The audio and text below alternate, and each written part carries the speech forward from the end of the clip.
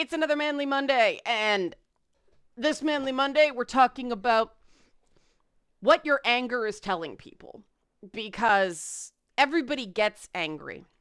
Not everyone expresses their anger in the same way. And I'm gonna try to not make this completely heteronormative. The thing is, most of the advice I'm seeing on the Discord, which will be opening up soon. I still need we still need to button down a few more things with the moderators. I'm waiting to hear back from a few more. I will be setting that up. But a lot of the advice regarding this stuff has been kind of heteronormative dating advice, but I'm going to try to broaden it because these concepts um, stay valid no matter what. A lot of LGBTQ plus people understandably have experiences with being on the receiving end of unhealthy anger. So, this applies, but people don't just suddenly start noticing you when they immediately interact with you. The thing about social media is that people can find you and people can see how you respond to other people. And there's no right or wrong per se, except you have to be prepared to own your behavior. Whatever way you choose to express yourself, you do need to be prepared to be judged by that. And I've noticed a lot of people don't quite get that concept. There's an old adage of, if you want to know what a guy is like, look at how he treats his mother, look at how he treats his friends, look at how he treats strangers, and really pay attention to dismissals or attempts to control people with explosions. And attempts is challenging there. Let me do the help support this channel, and I'll get into it. Help support this channel. Become a monthly patron, patreon.com/Leanna K. Or buy a one-time Leanna Care session for someone who can use it but can't afford it, coffee.com/Leanna K.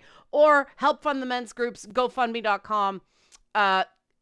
Getting ready to start those up too. It's going to be a big end of the month. More on that later in the week. But okay. So, we live in an age where people can find out a lot about us. But we also live in an age where there are fewer social interactions before sort of close contact, meaning either online dating or people seem to insta bestie lately, and I don't quite get it. I've been watching, TV shows, and so many of them are just characters show up and they fuck and then they get to know each other. Or characters show up and they're thrust together and then they get to know each other. And I said to somebody, do people not get to know each other before they have sex anymore? And he said that based on the people I know who do a lot of online dating, no, they don't. And I said, well, then people are having a lot of terrible sex then. And he said, based on the complaints I've heard, yeah, they are. Personal boundaries are a thing.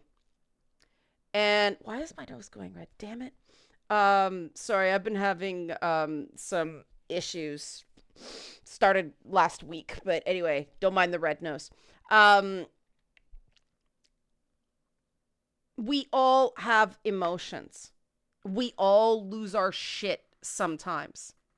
What it comes down to is how we handle it. And I see so many people acting out, performing a perpetuation of a cycle of abuse because they had shitty male role models And then they had shitty friends, if any friends.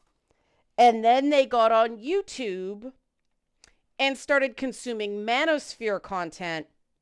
And that's why I started doing this content despite all the shit I take, because somebody has to care enough to provide an alternative. Because here's the reality. Think of the best guy you know. You know, the best guy, either fictional character or um uh you know, real person. I'll use the example of Kratos because you guys know I love Kratos. Um, Kratos' journey is one from an angry, fucked up younger man to a reclusive older man. And I think that the lack of social bonds was not accidental in those games because they are very smart. And the fact that they add to Kratos' social circle and he starts opening up to his son. I mean, the last two God of War games have all been about Kratos learning to be a dad after, you know, losing his first wife and daughter to, you know, the gods took over his brain and he slaughtered his own family. Like, that takes some working through, you know. And I see a lot of myself in that character of when I was younger for various reasons. I was very angry. I mean, part of it was I had to fight for, you know, physical security and not just at school.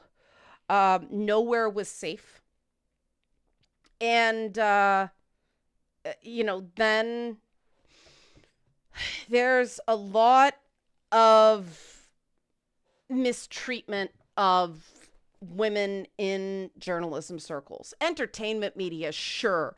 But this may sound dumb, but I expected it when I was doing a show that involved, you know, 6-inch heels and push-up bras and corsets. I expected to get treated like a piece of meat and get no respect.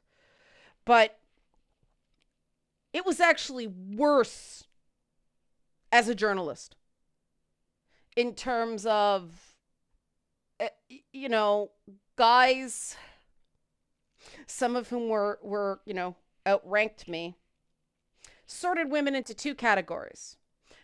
The ones they wanted to fuck and could fuck, or at least they thought they had a chance, and then everybody else. And it was obvious. And unfortunately, there were some women who exploited that. And this was not across the board.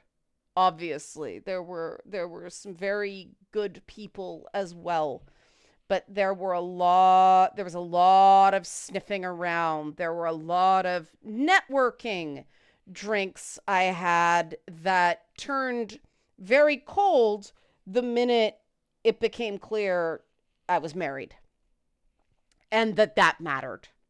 And the fact that I was married wasn't enough. It was, no, I don't cheat. You can never look at a person the same way again when they are not subtle about their reaction there, as you can imagine. That left me really angry. And I did take it out on some people that didn't deserve it. And I was taking out my anger on people who reminded me of someone who had hurt me or someone who had held me back, instead of recognizing they didn't do it. These are surface similarities. You know, there's a reason I have certain rigid rules. I am overall kind of thrive on chaos, but there are certain kind of rules to the chaos, kind of a Batman at the core of the Joker. Because without them, then it's just, you know, then it's entropy instead of mischief, which is why I'm so specific on definitions. Because the thing is, when you're constantly trying to do cool shit, things can go horribly wrong. And I don't want to I don't want the mess to get on other people because I'm constantly overextended. And that was the ending of God of War 3 when Kratos kind of crawls off you just see the trail of blood after he stabs himself to get Athena. Um, to the beginning of Dad of War, the game before Ragnarok. I wish we eventually get an interquel game because that process of burning out on rage and how he is after he's married Faye and had Atreus and all that stuff. I mean, you don't see stories about that rebuilding period because the reality is you fucked up. And some people are never going to talk to you again because you fucked up. And there's nothing you can do about that. You can spend all your time spinning your wheels begging for forgiveness, or you can accept the consequences and rebuild. And I think it's important to apologize for the people that you sincerely thought you wronged, but not for an effect. Just to get right is right and wrong is wrong. That's one of my big rules. The other is just because someone's doing it to me doesn't mean I have to do it to them. Another one is I have the right to determine how people talk to me. And, you know, then it's act, don't react. And the reason these rules have to be so rigid, the reason I deny myself certain verbal cheats, like the word bitch, like, God, there's a ton of them. Mansplaining, I try to avoid. I increasingly try to make my point without dropping an ism. So instead of that's sexist, that's racist, that's homophobic, I'll try to say this is what's wrong with this behavior. I just find it's better. It's more accurate and I get better results. Does that take an element of self control? Sure. But, it only took me getting trauma triggered while I was live tweeting E3 to learn this lesson. But, and then have the tweet come back to haunt me years later as if I just said it when no, I hadn't. But is that fair? No. Do I have to live with it? Sure. Is anybody going to do that for me? No. And this is actually not being tough on myself. This is self-compassion, self-talk. Because you can either have an internal locus of control that you are responsible for how you react, or an external locus of control, which you don't take responsibility for your reactions. And so everything's everybody's fault and everybody else's, and it's not fair, and everybody made you, and your life's not going to get better, and you're not going to be surrounded by good people because good people are doing the work. And part of personal responsibility involves recognizing that certain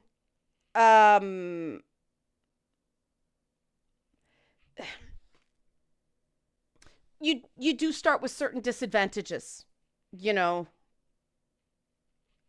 adverse childhood experiences, so on and so forth. Acknowledging you did not have it easy and recommending that this informed some of your early behavior is extremely important. Forgiving yourself is a big part of not continuing to be controlled by that. And so, living in poverty, living in a particular kind of poverty that informed my angry responses. I thought I had to make myself seem big, bad, and scary so that people wouldn't abuse me. It only works in very, very specific things. When you are trying to preserve your physical safety. You know, if somebody's got a knife and you make them think you're a psycho, that's the right time for it, right? The problem I had is when I moved up socioeconomic classes and got into, where the rich people were. They didn't understand the way people who came from nothing like I did. There there was a real lack of respect for each other in the upper income brackets. Why am I talking like I'm still, I'm a homeowner. I have to remember that I now have um things a lot of people don't. And did I work to get that? Sure. But you know what? I was also on television starting at, oh God, I don't remember. I started working in TV when I was 19. I don't really remember when I was on air. Um, but it took 7 years. So 26? Yeah, okay. Something like that. But I have to keep that in mind that I'm coming from a place of relative security when people come at me. It's not the old experiences. And that is something when you have trauma that you have to be extremely conscious of. Because even if people know what you went through, your explosive anger is not their problem.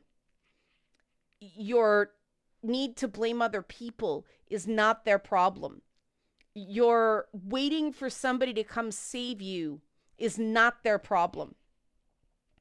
And this, again, may sound harsh, but it's not, because what it means is you do have control over your reactions within reason, if nothing else. And you have the right to judge other people. You do. This is something that, learn from me so you don't have to spend a year in intense trauma therapy learning this. We judge. That's why we have judgment. If somebody seems like bad news, you don't have to give them access to you, even if it's just an emotional close down, right? And we tend to make the mistake of, oh, we want to give other people the chances we got. And so we end up continuing to gravitate towards people who are not good for us and continue to abuse us. Instead of going, you know what? People had the right to judge me that way. I was an asshole. And even though I had my reasons, they didn't deserve it. So I'm not going to do that again. Does that make me a bad person? No. It made me a frightened and scared person, a hurting person, a traumatized person. But I don't have to be that forever. And the next step is recognizing that you can't control your reactions if your basic human needs are not met. Proper sleep, proper food, not using drugs and alcohol to self-medicate. Um, you know, I don't advocate total abstinence. If you know, somebody wants to have a drink or smoke a joint or something like that, and it's just a way to sort of kick back and relax, or you like the taste, I'm not going to judge that. Wanting it and needing it aren't the same thing. And that matters, right? Acknowledging the control you do have, controlling what you can control, not trying to control what you can't control is really important. Because if you're around people you don't trust, yeah, you are going to keep exploding. And people are eventually going to go, I can't take this anymore. The control is that, all right, I don't like what I'm seeing from that person. So I'm going to keep them on the 10-yard line instead of the 2-yard line. Pardon the football metaphor. Um, you know, only have people close to you whenever possible that have your back. There are people who can say things to me that other people can't because I don't have to read anything into it when they do it, which is why I can have friends who have a lot of different opinions and come from a lot of different walks of life because there is trust. And we have a basic idea that if somebody says something stridently, it's just, okay, we're all kind of dramatic. And kind of Latin coded. um, but yeah, there's a trust, and you can't rush that, and you can't fake that. That has to be mutually earned, and that comes from having rules for your own conduct and rules for how other people treat you. Because if you're blaming everybody else for your behavior in these angry outbursts that for whatever reason people put these things online and they think people aren't putting it together, they are. Somebody gets close enough to you, they're going to find that shitpost account unless you like shut it down and delete it forever, but they're going to find it. It's better to come clean about it and why you did it and then get rid of it, because if they find it on their own, trust me, that's so much worse. I don't do stuff like that. I think it's a bad idea because I don't want to have to. I'm not a venter to begin with, and it's okay if people are, but I don't like myself when I'm at my worst. And so I go out of my way to not let myself get to my worst. And that involves being an asshole sometimes. And that's why it's like inner Kratos. Um,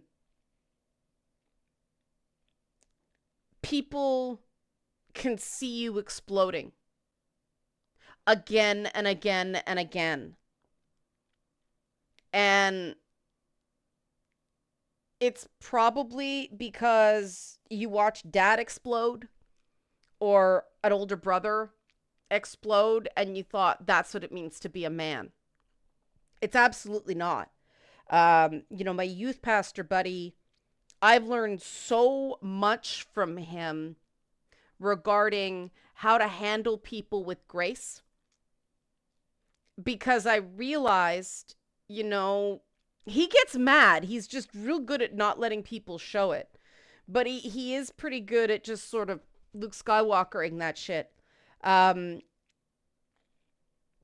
I realized when he didn't take the bait, I respected him more. I didn't think he was weak. I didn't think people were walking all over him. I thought, as he said, take the high road.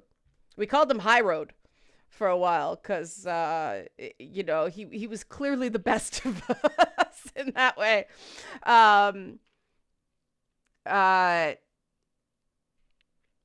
And appreciating the value in other people is the other side of being allowed to judge. If you want the license to judge negatively, it's a good idea to also judge positively when you can. I go out of my way to tell people what I think they are honestly good at. Because let me tell you, there have been a lot of times where I would not have gotten down so low if I just had somebody telling me what they thought my value was. Not what I was doing wrong, not trying to help me, not trying to fix me. Good God, no. What they thought my value was. That can be invaluable. People want to be around people not who never say anything bad about anything. Ignoring negatives isn't being positive, but somebody who will go, you're really good at this. I said to one person, this one happened to be a she, but I said recently, you know, I know I kick your ass sometimes, but I strongly believe in you.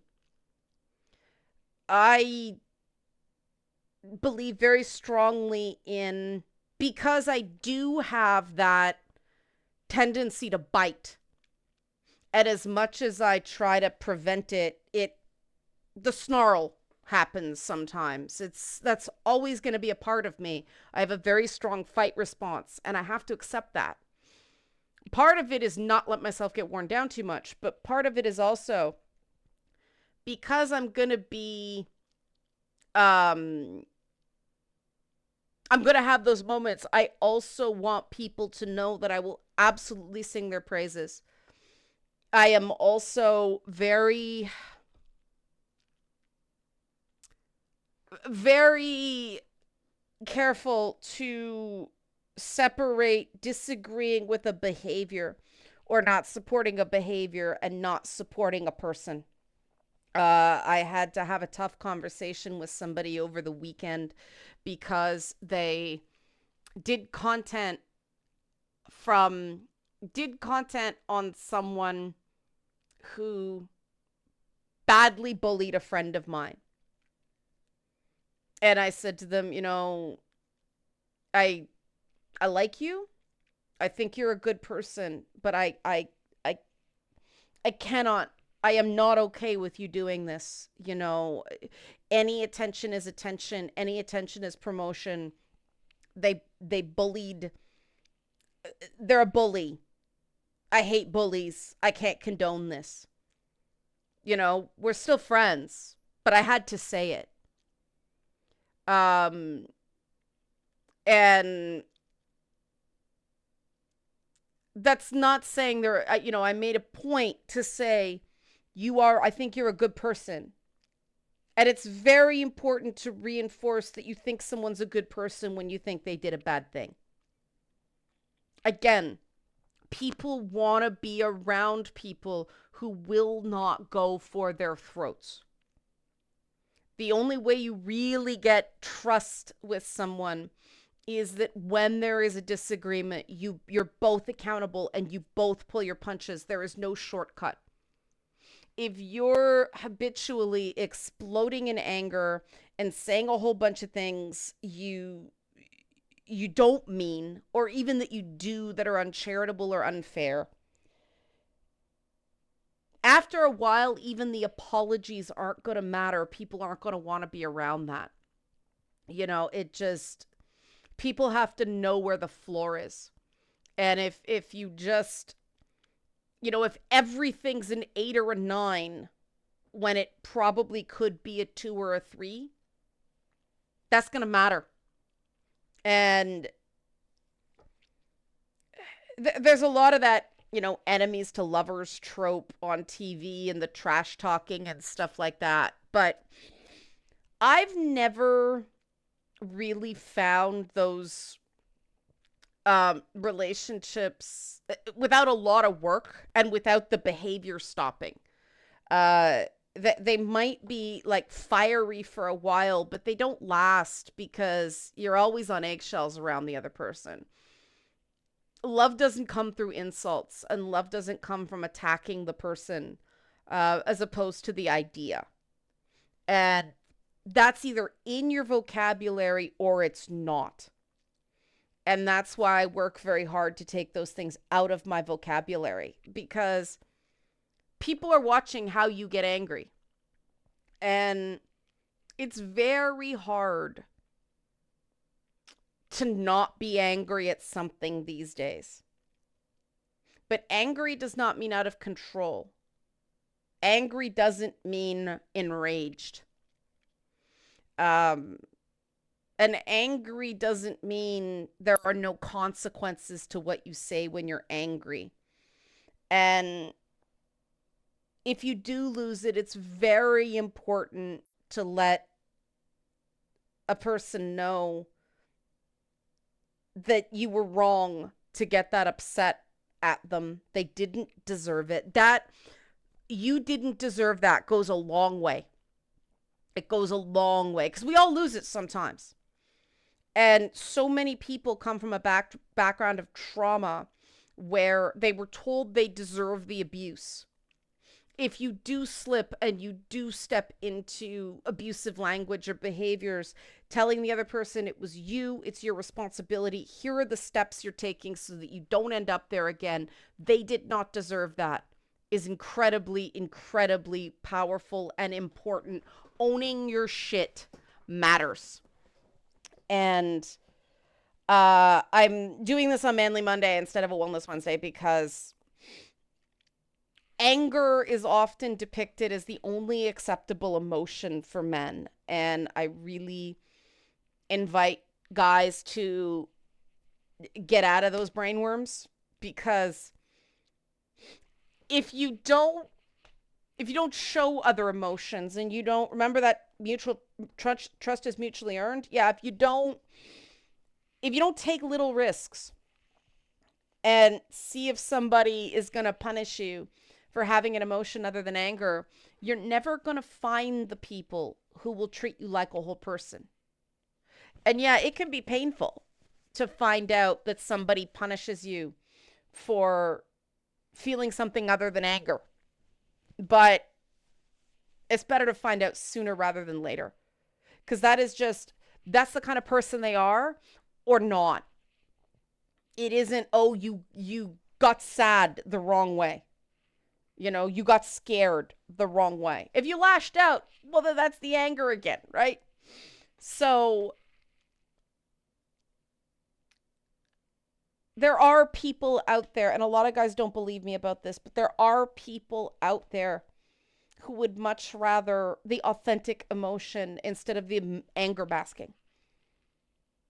And there are people wise enough to know when it's bullshit, when someone is actually afraid and not willing to admit it because we were that person, right? Better is possible. There are people out there who will accept you when you're not okay, but not angry. And that's part of the reason we're building the groups. And it's coming soon, guys. It's coming soon. There's been some really, really good conversations with the tests. For anybody who doesn't know, the patrons and the Ko-fi supporters got access codes to Discord, and we've been testing it out and verifying all those members. So you know who's been verified as a real person. But it's been really encouraging, got much bigger than I expected to. But I like the way people are having conversations. And there were a few where I was like, uh-oh, how's this going to go? But I let it go. And it worked. And I realized underlying all of it is another thing. I made a conscious choice that I was going to focus on the goodness in people without ignoring the bad. I can't take away bad people. I can kick them out of my circles. But good people have flaws. But if I believe someone is a good person, that matters. And that really helps me tamp down that fight response. So hopefully you found this useful because, yeah, people are watching and your anger says a lot about you. Help support this channel. Become a monthly patron, patreon.com/LeannaK, or buy a one-time Leanna Care session for someone you use but can't afford it, coffee.com/LeannaK, or GoFundMe for the meds groups. Thanks for watching Manly Mondays.